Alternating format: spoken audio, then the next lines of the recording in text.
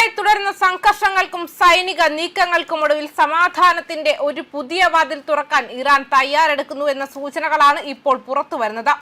പാകിസ്ഥാനിൽ നടന്ന രണ്ടാം ഘട്ട ചർച്ചകൾ പരാജയപ്പെട്ടതിന് പിന്നാലെ അമേരിക്കയ്ക്ക് മുന്നിൽ ഇറാൻ വെച്ചിരിക്കുന്ന 3 ഘട്ടങ്ങളുള്ള സമാധാന ഫോർമുല കേവലം ഒരു നിർദ്ദേശമല്ല, മറിച്ച് വരാനിരിക്കുന്ന വലിയ രാഷ്ട്രീയ മാറ്റങ്ങളുടെ സൂചനയാണ്. 2026 ഏപ്രിൽ അവസാനിക്കുമ്പോൾ യുദ്ധം അവസാനിക്കുമോ അതോ കൂടുതൽ സങ്കീർണമാകുമോ എന്ന ചോദ്യത്തിന് നടുവിലാണ് നയതന്ത്ര ലോകം. പാകിസ്ഥാനിൽ നടന്ന അമേരിക്ക-ഇറാൻ ചർച്ചകളിൽ വലിയ പ്രതീക്ഷകൾ ഉണ്ടായിരുന്നുവെങ്കിലും ഫലം നിരാശാജനകമായിരുന്നു. ഇറാൻ വിദേശകാര്യമന്ത്രി അബ്ബാസ് അരാക്ചി പാകിസ്ഥാൻ സന്ദർശിച്ചെങ്കിലും അമേരിക്കയുമായി നേരിട്ട് ചർച്ചയ്ക്ക് തയ്യാറാവാതിരുന്നത് പ്രതിസന്ധി രൂക്ഷമാക്കി. ഇറാന്റെ ഈ നിലപാടിനോട് വളരെ രൂക്ഷമായാണ് അമേരിക്കൻ പ്രസിഡന്റ് ഡൊണാൾഡ് ട്രംപ് പ്രതികരിച്ചത്. ഇനി 18 മണിക്കൂർ വിമാനയാത്രകൾ വേണ്ട, ചർച്ചകൾ ഫോണിലൂടെ മതിയെന്ന ട്രംപിന്റെ പ്രസ്താവന അമേരിക്കയുടെ അക്ഷമയെയാണ് സൂചിപ്പിക്കുന്നത്. ഈ സാഹചര്യത്തിലാണ് അൽ മദായിൻ റിപ്പോർട്ട് ചെയ്ത ഇറാന്റെ 3 ഘട്ടങ്ങളുള്ള നിർദ്ദേശം പ്രസക്തമാകുന്നത്. ഇറാൻ മുന്നോട്ട് വെച്ചിരിക്കുന്ന നിബന്ധനകൾ വളരെ വ്യക്തവും എന്നാൽ കടുത്തതുമാണ്. ഓരോ ഘട്ടവും മുൻപത്തെ ഘട്ടത്തിന്റെ വിജയത്തെ ആശ്രയിച്ചിരിക്കുന്നു എന്നതാണ് ഇതിന്റെ പ്രത്യേകത. ചർച്ചകൾ തുടങ്ങണമെങ്കിൽ ആദ്യം വേണ്ടത് വെടിനിർത്തലാണ്. ഇറാനും ലെബനനുമെതിരെയുള്ള സൈനിക നീക്കങ്ങൾ അമേരിക്കയും സഖ്യകക്ഷികളും പൂർണ്ണമായും അവസാനിപ്പിക്കണം. ഇത് വെറുമൊരു താൽക്കാലിക വെടിനിർത്തലല്ല, മറിച്ച് ഭാവിയിൽ യുദ്ധം പുനരാരംഭിക്കില്ല എന്ന കൃത്യമായ ഉറപ്പാണ് ഇറാൻ ആവശ്യപ്പെടുന്നത്.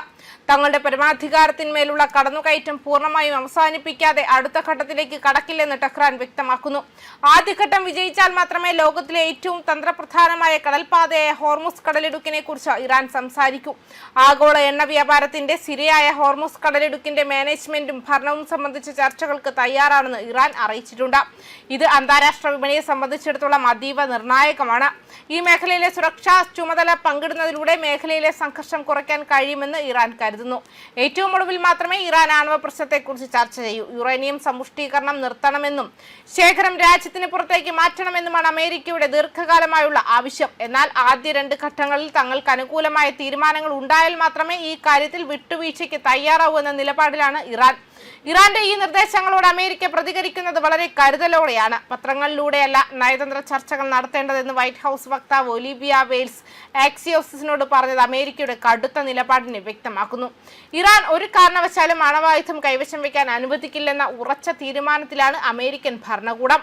തിങ്കളാഴ്ച ട്രംപ് വിളിച്ചു ചേർത്ത സിറ്റുവേഷൻ റൂം മീറ്റിംഗ് ഇറാന്റെ ഈ നിർദ്ദേശങ്ങൾക്കുള്ള മറുപടി രൂപീകരിക്കാനാണെന്നാണ് സൂചന.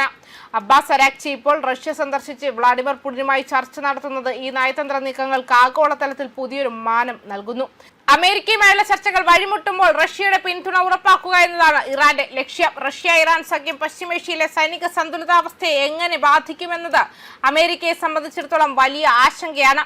മിഡിൽ ഈസ്റ്റിൽ ഇപ്പോൾ നിലനിൽക്കുന്നത് വളരെ ദുർബലമായ ഒരു വെടിനിർത്തലാണ്. ഫെബ്രുവരിയിൽ തുടങ്ങിയ യുദ്ധം 2 മാസങ്ങൾ പിന്നിടുമ്പോഴും പരിഹാരം അകലെയാണ്. ഇറാന്റെ 3 ഘട്ട ഫോർമുല ഒരുപക്ഷെ സമാധാനത്തിലേക്കുള്ള വഴി തുറന്നേക്കാം, അല്ലെങ്കിൽ ചർച്ചകൾ കൂടുതൽ സങ്കീർണമാക്കാം.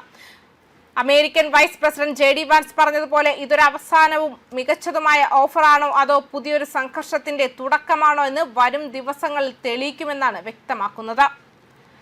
ന്യൂസ് ഡെസ്ക് കർമ്മ ന്യൂസ്.